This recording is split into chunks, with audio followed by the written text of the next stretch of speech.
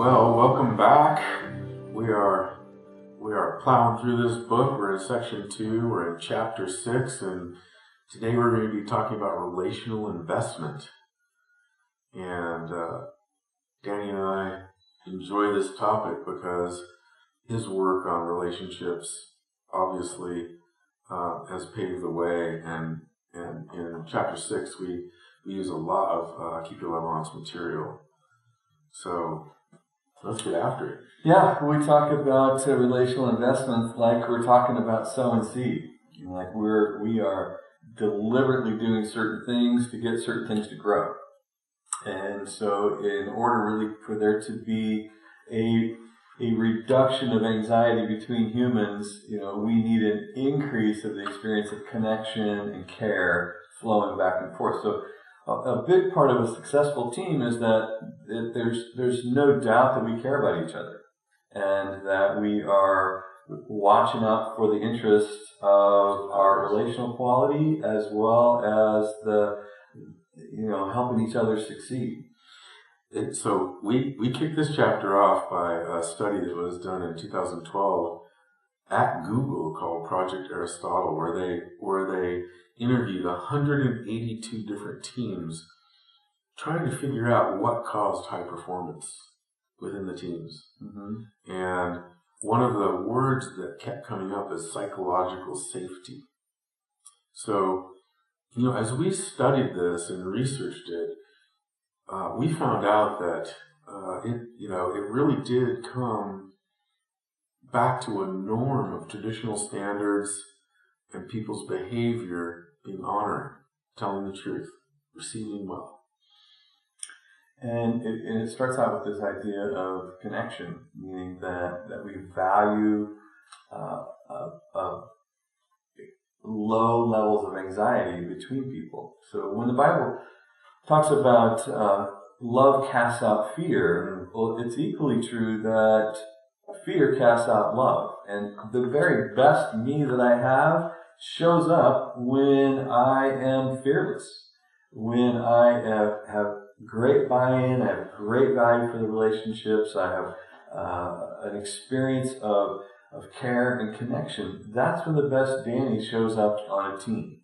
Mm-hmm. The worst Danny I have shows up when there is disconnection, mm-hmm. and when there is a present threat of I have to protect myself here. Right. So I think what Google was going for was that there is a place where people experience that I don't have to protect myself on this team. This team will protect me. Right, and you talk a lot about in your book about fear and love can't coexist, because fear has to do with punishment. Yeah. So if we take that into... That's actually in the Bible. I didn't come up with that. Really? Just saying. But you've been telling me the whole time that... I'm sorry. Okay. Anyway, is that in James? Yeah, it's close to the J. John. John. Yeah. Mm-hmm. First John. Yes. Oh, mm-hmm. Yeah. Well, at any rate, mm-hmm. Here's that principle right here in this Google study. Yeah. So it's fun to find biblical truth in research. Mm-hmm. The idea of forming connections, protecting connections is this key to the success of a family, of a business, of friendships, you name it. And it's found there as well. The other thing was the idea that, kind of like we were just talking about in the 5 dysfunctions, the antidote to distrustful, unable to say what you need or say what you see or contribute who you are is the ability to build trust and to open things up to where I get to see you, you get to see me. What you actually show up on the team instead of you wait to have the meeting after the meeting. Right. So the way we build connections is trust and safety and belonging. Mm-hmm. And the best way that I found to build trust is telling the truth. Mm-hmm. And for whatever reason, it doesn't come natural to a lot of folks because they didn't grow up in a family where you could be powerful. Mm-hmm. So you had to hide your needs in your communication style. So this is where we talk about, passive aggressive, and assertive in building trust. Because three of those, the first three, they just simply hide the truth. They hide the truth, and anxiety increases while I'm trying to figure out what the truth is. I'm trying to read your mind, or I'm trying to overpower you, or I'm trying to punish you, or whatever it is with my communication style, rather than simply say, what you need is valuable, what you think is valuable, what you feel is valuable, and so is what I think, need, and feel.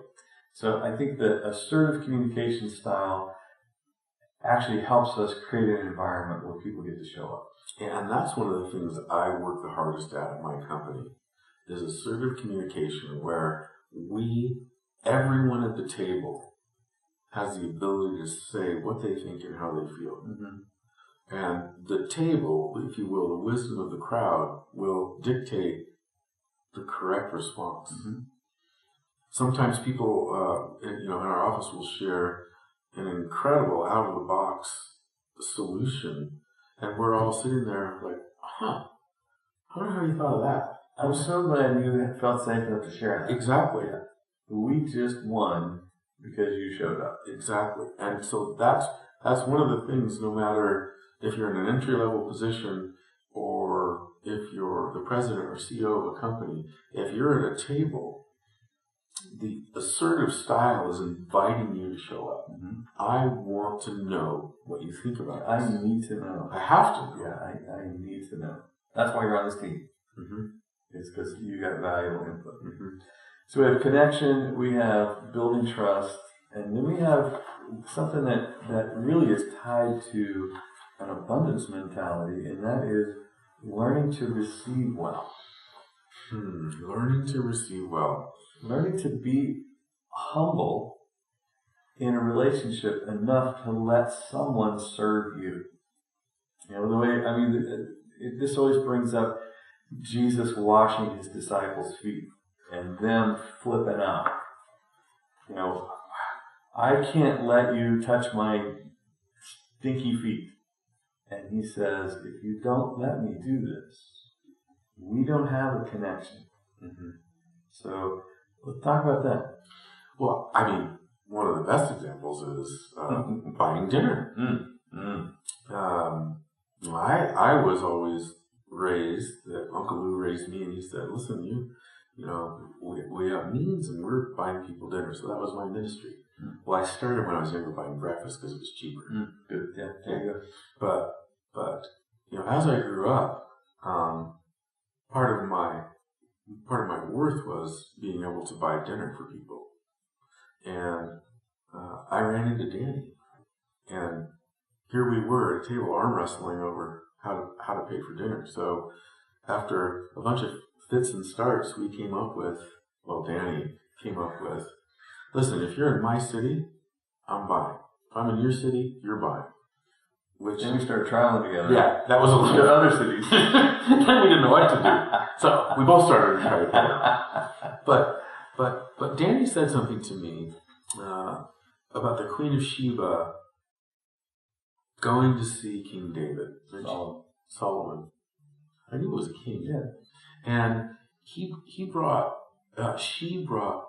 just truckloads of jewels and gifts to the most wealthy man in the world. Yeah, richest guy in the world.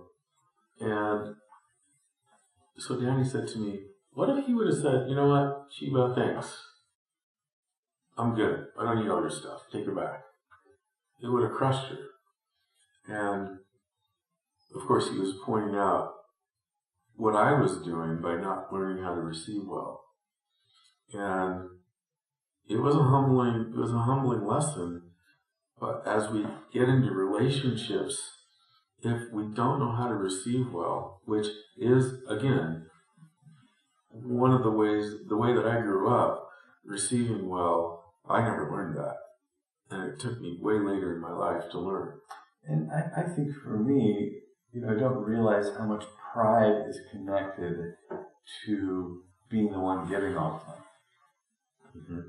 Because there's no real vulnerability in me just giving. Here you go.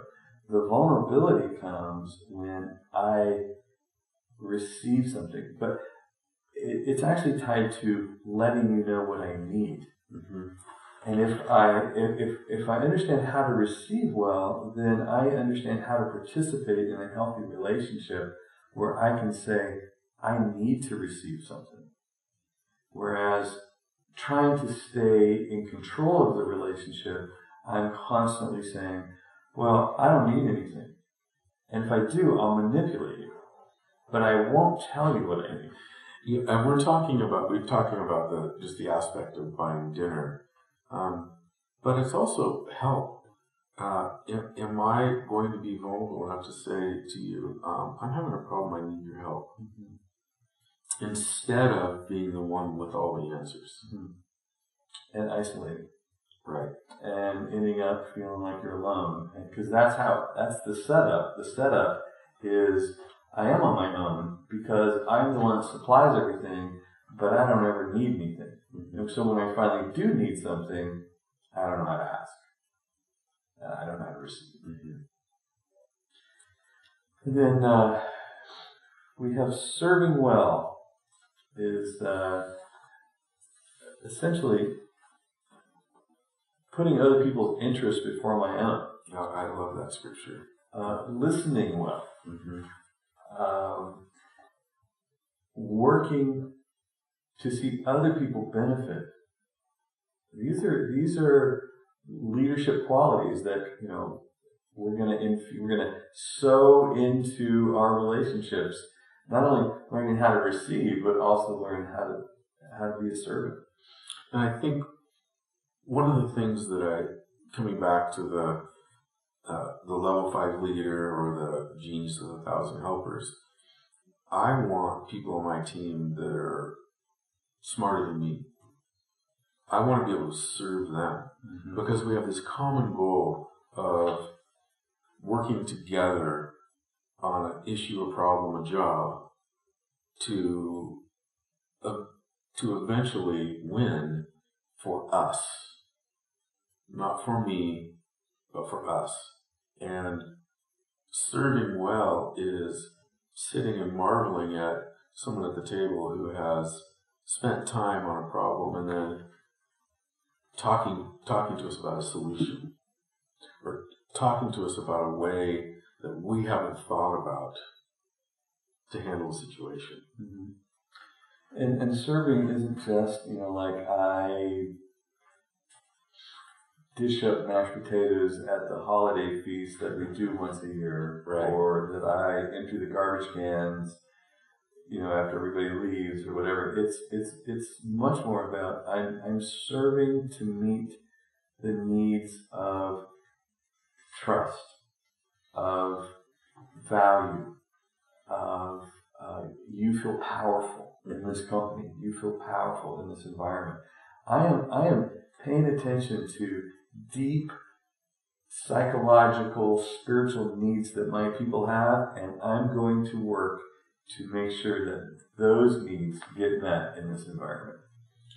And the whole time that's happening, we're solving problems and working on projects that are making profit, so that we can all come to work tomorrow. Just creating a place for the very best you to show up. Right. Yeah.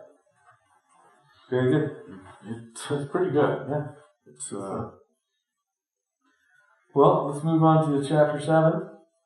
Do we have to? Yeah, we should. Okay. We should, yeah. All right. All right. Well, thanks for joining us. Thanks for being part of this rewards program. And we're going to talk about relational risk management, which is a very fun topic. We'll see you there next week.